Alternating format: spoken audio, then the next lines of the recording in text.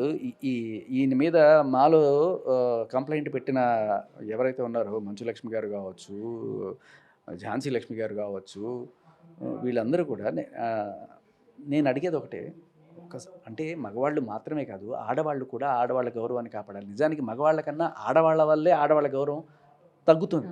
అందరూ కాదు, ఈ 90% ఆడవాళ్ళు ఇటువంటి వాళ్ళని చూసి సిగ్గుపడుతున్నారు.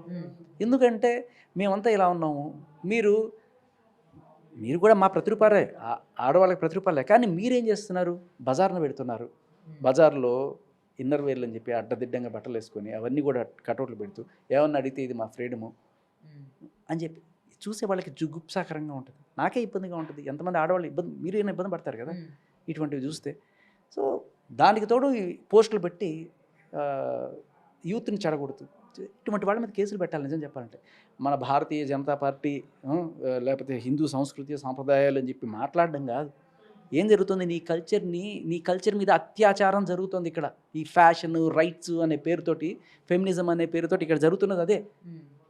లేకపోతే ఏంటిది? లిటరలీ దే ఆర్ ప్రీచింగ్ ఇలా ఉండు, ఇలా ఉండు, ఇలా ఉండు.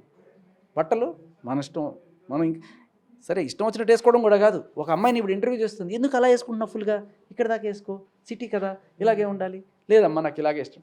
ఏమి ఇష్టం అంటే మా వాడికి ఇలాగే ఇష్టం. మీ వాడేంటి?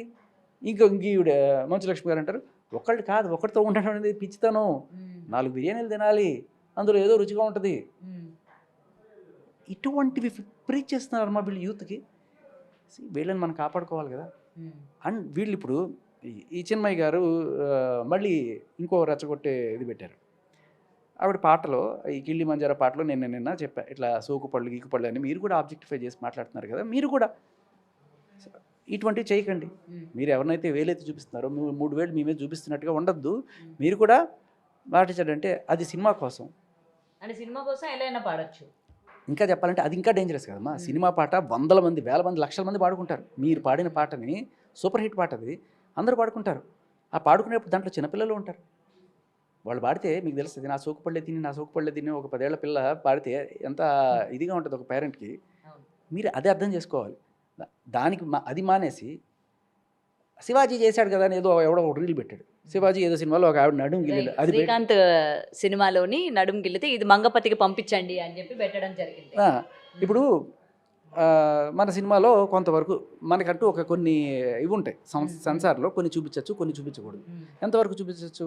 సరే నడుము అంటే మామూలుగా మన ఇండియన్ దీంట్లో చీర కట్టుకునేప్పుడు నడుము ఓపెన్ ఉంటుంది, దాన్ని ఇదేం లేదు. సో ఆయన నడుము గిల్లాడు. ఆయన అంతకు మించి కిందో పైన అటువంటి పనులు చేయలేదు కదా.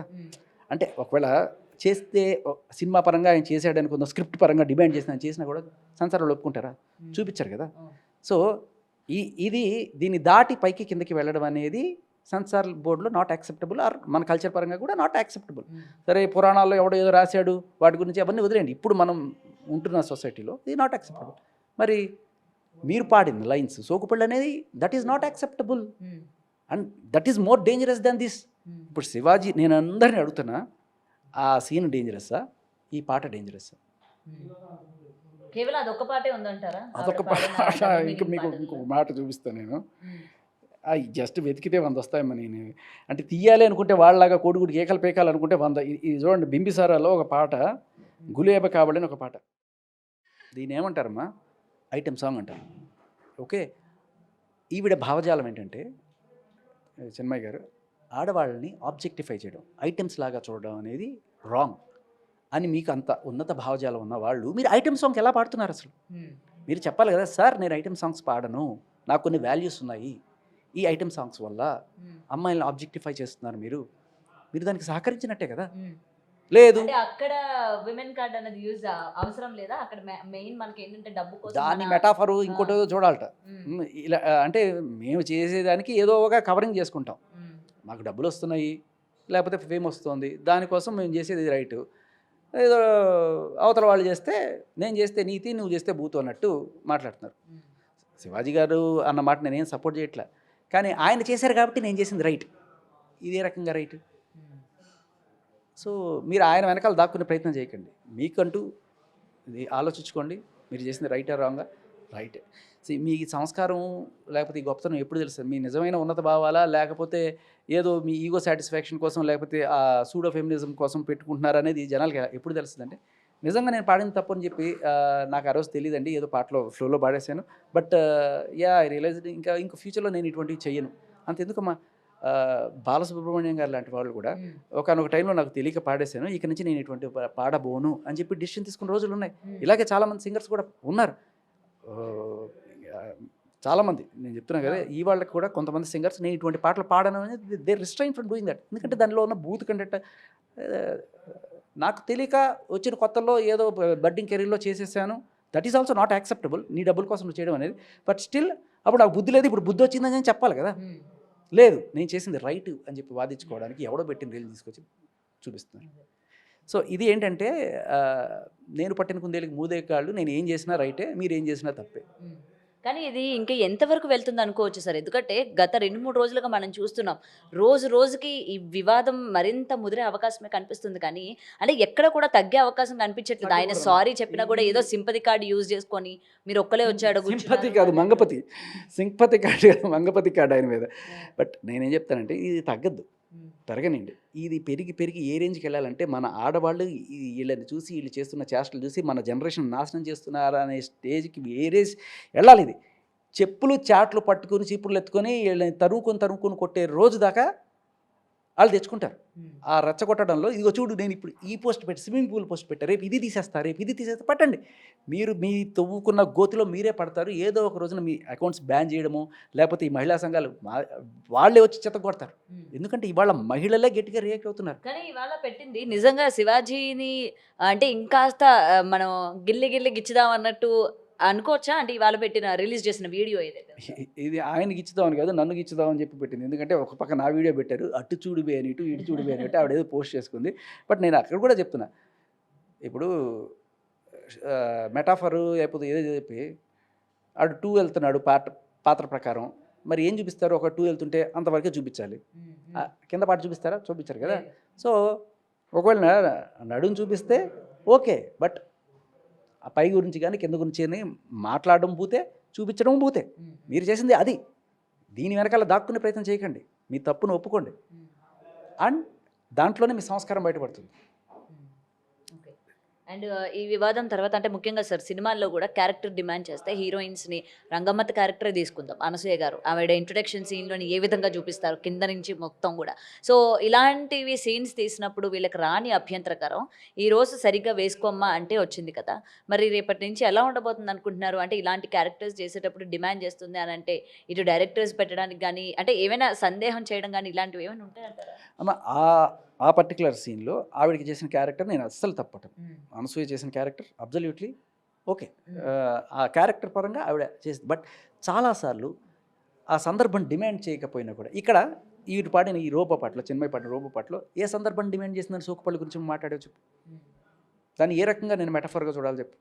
దాన్ని ఏ రకంగా, జస్ట్ బికాస్ ఆర్గ్యుమెంట్ గెలవడానికి కోసం తప్ప ఇంకేమీ లేదు అక్కడ. కానీ ఇక్కడ రాసిన రైటర్స్ని మనం ఏ విధంగా చూడొచ్చు అంటారు? అంటే ఆడవాళ్ళని, ముఖ్యంగా ఆడవాళ్ళ బాడీకి సంబంధించిన ప్రైవేట్ పార్ట్స్ గురించి ఈ విధంగా పళ్ళతోని, కాయలతోని ఇట్లా యూజ్ చేయడం పాటల్లోని, ముఖ్యంగా ఈ మధ్యకాలంలో చాలా వరకు లిరిక్స్ ఇట్లానే వస్తూ ఉన్నాయి.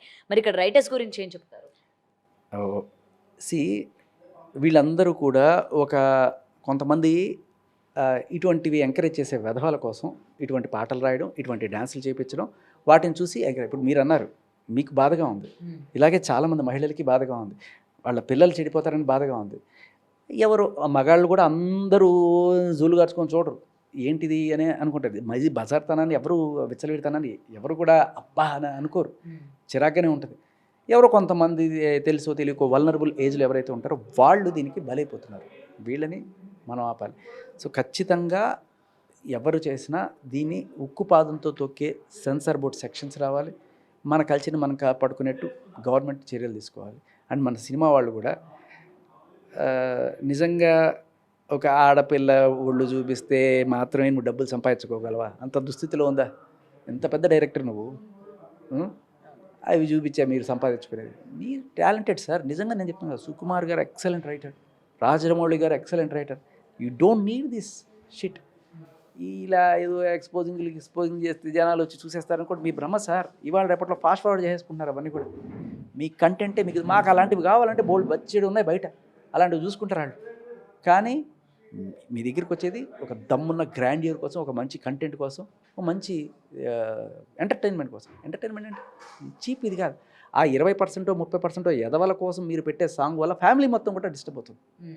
ఫ్యామిలీ మొత్తం కూడా ఇబ్బంది పడుతున్నారు. సో ఆబాల గోపాలం చూసే ఫ్యామిలీ సినిమాలు రావాలి. ఒకవేళ సరే మీరు అలాంటివి తీయాలి అనుకుంటే క్లియర్ కట్గా ఏ సర్టిఫికేటో ఇంకోటో ఇచ్చేసి వాటిని పబ్లిసైజ్ చేయకండి. యూట్యూబ్లో రాకూడదు, బయట వాల్ పోస్టర్లు అంటించకూడదు. స్ట్రిక్ట్ నామ్స్ ఉండాలి వాటి గురించి. ఎందుకంటే బయట వెళ్ళే పిల్లలు చూసి దాని మీద ఇన్స్పైర్ అవ్వకూడదు. సో మీరు వీళ్ళందరికీ ఎవరైతే సోకాళ్ళు మహిళలు ప్రపంచానికి అంతా కూడా మీరు తాగండి, తిరగండి, బట్టలు మీ ఇష్టం వచ్చినట్టు వేసుకోండి, ఇదంతా మన ఇష్టం, వీళ్ళు ఎవరు చెప్పడానికి ఇలా ఉండాలి అని చెప్పి వీళ్ళు ఎవరైతే ప్రీచ్ చేస్తున్నారో మీరందరూ గమనిస్తే వీళ్ళల్లో ఉన్న కొన్ని కామన్ క్వాలిటీస్: మందు కొట్టడం, సిగరెట్లు తాగడం, తర్వాత అమెరికన్ రిటర్న్ కల్చర్ కొంతమందికి ఉంది దీంట్లో. సో అమెరికాలో ఉన్న వాల్యూస్ వేరు, అవన్నీ తీసుకొచ్చి నువ్వు ఇండియాలో చూపిస్తే ఏ రకంగా ప్రాబ్లం అవుతుందో చెప్తా. అమెరికాలో ఒక పిల్లాడు పుట్టిన తర్వాత వాళ్ళ అమ్మని, వాళ్ళ అక్కని, వాళ్ళ చెల్లిని కూడా వాడు అట్లాగే చూస్తాడు. వాడు ఎందుకంటే ఇక్కడ నుంచి చేసుకో, వాడికి న్యాచురల్ అది. వాళ్ళు అలా పెరిగారు. వాడికి దాంట్లో చూసి అబ్బాయిని సంగ కాచుకునేది ఇది ఉండదు, బెట్టిగా కూడా అనిపించదు. బట్ మనం నరాల్లో ఇంకిపోయిన ఇండియన్ జీన్స్లో వాళ్ళు ఎప్పుడు చూడండి సడన్గా అలా చూసినప్పుడు వాడికి కొంతమందికి కామంగా అనిపించవచ్చు, కొంతమందికి ఎబ్బెట్టుగా అనిపించవచ్చు, కొంతమందికి అసహ్యంగా అనిపించవచ్చు, ఇండిసెంట్గా అనిపించవచ్చు. వాళ్ళకి అనిపించదు, మనకు అనిపిస్తుంది. అనిపించినప్పుడు లేదు మీరు అమెరికన్స్లా మారాలి, ఇది మైండ్ సెట్ మారాలి, మీరు మైండ్ సెట్ మారాలి అంటే you are not an American. You are ఇక్కడ పెరిగిన వాళ్ళకి ఆ దృష్టి అలా వెళ్తున్నప్పుడు, అది నీకు తెలిసినప్పుడు కావాలని వాళ్ళని రెచ్చగొట్టే చేయడం చాలా తప్పు. నీకు తెలుసు అక్కడ అమెరికాలో జరగట్లేదు, ఇక్కడ ఎందుకు జరుగుతుందంటే అక్కడ వాళ్ళు ఫస్ట్ నుంచి ఎలా ఉంటుంది, మనకి ఇంకా అలవాటు పడాలి. మీరు ఇది అలవాటు చేయడానికి ట్రై చేస్తున్నారా? సో మీరు మన కల్చర్ని వేరే మార్గంలో తీసుకెళ్ళాలనుకుంటున్నారు. ఇది కేవలం డ్రెస్సింగ్ విషయంలోనేనా లేకపోతే మనుషుల విషయంలో కూడా? మనసులు ఏంటి? అదే మనుషులు. అది కూడా ఇంకోటి ఏంటంటే ఇప్పుడు మన ఇండియన్ కల్చర్లో ప్రేమ, పెళ్ళి, కుటుంబం ఇదంతా కూడా ఒక మంచి, సరే చాలామంది ఇద్దరు ముగ్గురిని ప్రేమించి ఉండొచ్చు, లేకపోతే ఇద్దరు ముగ్గురిని పెళ్లి చేసుకొని ఉండొచ్చు, సంబంధాలు పెట్టుకొని ఉండొచ్చు. కానీ there is a moral behind ఒక భార్య లేకపోతే ఒక భర్త మాత్రమే ప్రేమిస్తే మనస్ఫూర్తిగా ప్రేమించాలి, ఒకళ్ళనే ప్రేమించాలి, ప్రేమ అంటే కామం కాదు, ఇటువంటివన్నీ కూడా చెప్పాయి. అంటే ఒక ఉన్నతమైన భావాలని మన సిస్టమ్ ప్రీచ్ చేస్తుంటే ఇప్పుడు ఈ చూడండి, ఇప్పుడు ఏమంటారు, నువ్వు 4 రకాల బిర్యానీ తింటే కదా నీకు ఏ బిర్యానీ నచ్చిందో తెలియని, నేను ఇది ఒకటే తింటాను, నేను ఇంకోటి తిన్నానంటే చావు అక్కడే.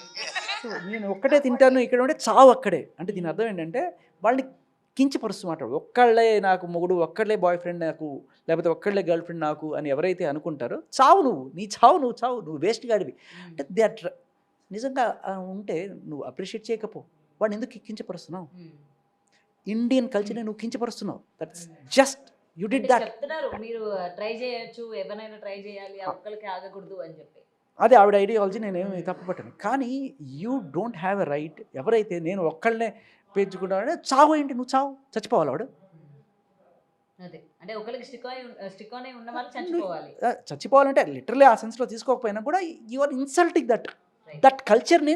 ఈ కల్చర్ని అంటే ఒకళ్ళు అనేది ఎవరి కల్చర్? Indian culture. నువ్వు ఏకంగా ఒక కల్చర్ మీద దాడి చేస్తున్నావు, దాన్ని ఇన్ఫ్లుయెన్స్ చేయడానికి ట్రై చేస్తున్నావు. అండ్ ఇటువంటి దాని గురించి మన మహిళా కమిషన్ ఏ రకమైన స్పందన ఉండదు. ఒక్క శివాజీ గారు మాట్లాడితే మాత్రమే దీనికి ప్రాబ్లం. నేను అడుగుతున్నా, ఇటువంటి వాళ్ళకి నోటీసులు ఎందుకు పంపించరు మీరు? మహిళలు ఏమైనా చేయొచ్చా? నిజానికి చెప్పాలంటే వీళ్ళ వల్ల మన కల్చర్కి జరిగే డ్యామేజ్, మన నెక్స్ట్ జనరేషన్కి పట్టే డ్యామేజే ఎక్కువ. అది ఏదో ఒక వర్డ్ అది ఎట్లా అన్నారు కాదు, this is the need of the hour. So చూడాలి అసలు ఇది ఎక్కడి వరకు వెళ్తుంది. ఈరోజు అనసూయ కావచ్చు, లేకపోతే చిన్మయ్ కావచ్చు, ఈరోజు మంచులక్ష్మి గారు మాట్లాడిన మాటలు కావచ్చు, ఇవన్నీ కూడా సొసైటీ మీద ఎటువంటి ప్రభావాన్ని చూపిస్తుంది, ముఖ్యంగా ఉన్న యంగ్స్టర్స్, ఇటు లేడీస్ కావచ్చు, జెంట్స్ కావచ్చు, వాళ్ళపైన ఎటువంటి ప్రభావం చూపిస్తుందో కూడా మనం చూడాల్సి ఉంది. ఇటు ప్రభుత్వాలు కూడా ఇలాంటి మాటలు మాట్లాడిన వాళ్ళ మీద అండ్ ఇలాంటి మన కల్చర్ని కించపరిచే వాళ్ళ మీద తగిన యాక్షన్స్ తీసుకోవాలి అని చెప్పి కూడా ఈరోజు కోరుతున్న పరిస్థితి కనిపిస్తోంది.